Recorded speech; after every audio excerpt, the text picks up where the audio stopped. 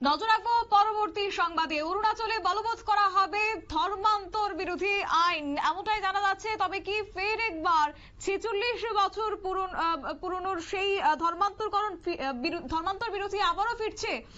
ইতিমধ্যে নির্দেশ দিয়ে দিয়েছে হাইকোর্ট এবং সে সঙ্গে এর বিরুদ্ধে প্রতিবাদ জানাচ্ছে খ্রিস্টান কমিউনিটি। বিস্তারিত চলে যাবো, আমাদের সঙ্গে যুক্ত হয়ে গেছে প্রতিনিধি রাজীব দত্ত। রাজীব, কি জানতে পারছো? প্রথমেই বলি যে অরুণাচল প্রদেশ সরকার তারা সিদ্ধান্ত নিয়েছে যে অ্যান্টি কনভার্সন ল, যেটা 46 বছর আগেকার আইন, যে আইনটা Arunachal Pradesh freedom of religion act 1978, সেই আইনটাকে তারা বলবৎ করবে, একটা রুল ফ্রেম করবে এবং সেই আইনটাকে কিন্তু বলবৎ করা হবে। কারণ যেটা নির্দেশ যে গুয়াহাটি হাইকোর্টের যে ইটানগর বেঞ্চ, তারা বিচারপতি নির্দেশ দিয়েছেন যে এই আইনকে অ্যান্টি কনভার্সন আইন যেটা আছে 46 বছর আগে অরুণাচল প্রদেশের বিধানসভায় তৈরি হয়েছিল, সেটাকে কার্যকরী করতে হবে। এবং তারপরে মুখ্যমন্ত্রী পেমা খান্ডু তিনি প্রশাসনকে নির্দেশ দিয়েছে রুলস বেন করার জন্য। কিন্তু এই নিয়ে যেটা শুরু হয়েছে, যেখানে খ্রিস্টান কমিউনিটি তারা কিন্তু এর বিরুদ্ধে প্রতিবাদ শুরু করে দিয়েছেন। তারা বলছেন যে এই আইন বলবৎ করা যাবে না। কারণটা তারা বলছেন যে এটা যদি বলবৎ করা হয় তাহলে খ্রিস্টান ধর্মের অপমান, তারা অসুবিধায় পড়বেন, এমন কথা বলা হচ্ছে। কিন্তু এই আইনে কি আছে? এই আইনে আছে যে জোর করে কাউকে ধর্মান্তরিত করলে সে 10,000 টাকা ফাইন এবং 2 বছর জেল হতে পারে, জেল হওয়ার একটা প্রভিশন থাকছে। অর্থাৎ কাউকে যাতে জোর করে ধর্মান্তরিত না করা হয়, সেই জন্যই আইনটা আছে। এবং তার জন্যই মুখ্যমন্ত্রী পেমা খান্ডু তিনি যেটা ওখানে বলেছেন, তিনি সংবাদ মাধ্যমের কাছে বলেছেন যে এটা নিয়ে ভয় পাওয়ার কিছু নেই। কেউ ইচ্ছা করে অন্য ধর্মে যেতেই পারেন, তাতে কোনো আপত্তি নেই। কিন্তু অনেক অভিযোগ উঠছে যে জোর করে ধর্মান্তরিত হওয়ার, এটা অরুণাচল প্রদেশে এই অভিযোগ উঠছে। এবং সেই নিয়ে গুয়াহাটি হাইকোর্টে একটি মামলা হয়েছিল, সেই মামলা ইটানগর বেঞ্চে, সেই মামলারই রায় দিয়েছে সুপ্রিম, যেহেতু হাইকোর্টের রায়, অর্থাৎ গুয়াহাটি হাইকোর্টের রায়, সেটাকে ইমপ্লিমেন্ট করতে সরকার বাধ্য। কারণ সরকার তো আইনের বাইরে যেতে পারে না, আদালতের বাইরে যেতে পারে না। তাই যেটা আদালত বলেছে সেটাই তারা করবে। তবে এটা নিয়ে ভয় পাওয়ার কিছু নেই।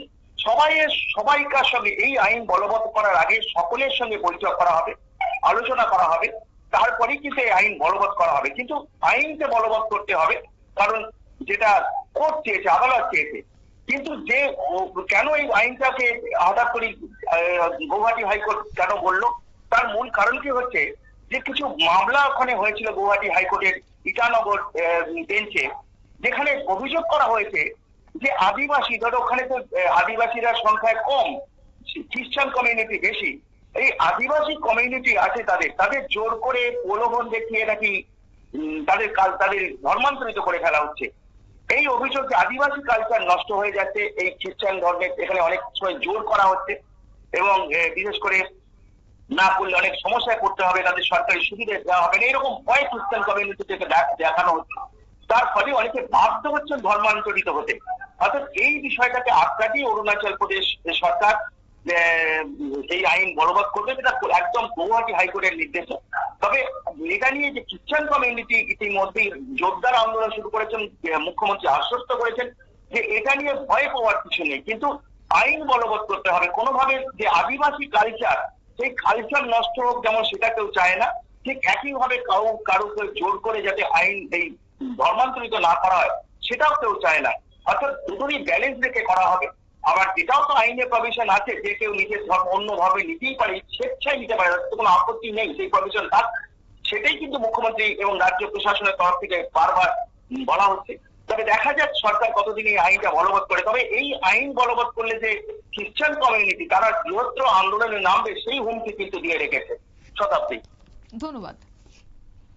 অর্থাৎ 46 বছর পুরনো ধর্মান্তর বিরোধী আইন ফের একবার প্রত্যাবর্তনের প্রতিবাদে অরুণাচলের খ্রিস্টানরা বিক্ষোভ করছেন। অবশ্য 1978 সালে রাজ্য কর্তৃক পাশ হওয়া এবং রাষ্ট্রপতির সম্মতি পাওয়া সত্ত্বেও অরুণাচল প্রদেশের ধর্ম স্বাধীনতা আইন 4 দশকেরও বেশি সময় ধরে বাস্তবায়িত হয়নি। তবে সেই 46 বছরের আইন ফের একবার প্রত্যাবর্তন হচ্ছে এবং সেই নিয়ে রীতিমতো বিক্ষোভ দেখাতে শুরু করেছেন খ্রিস্টান কমিউনিটিরা। নিয়ে নিচ্ছে ছোট্ট একটি বিজ্ঞাপন বিরতির সঙ্গে থাকুন।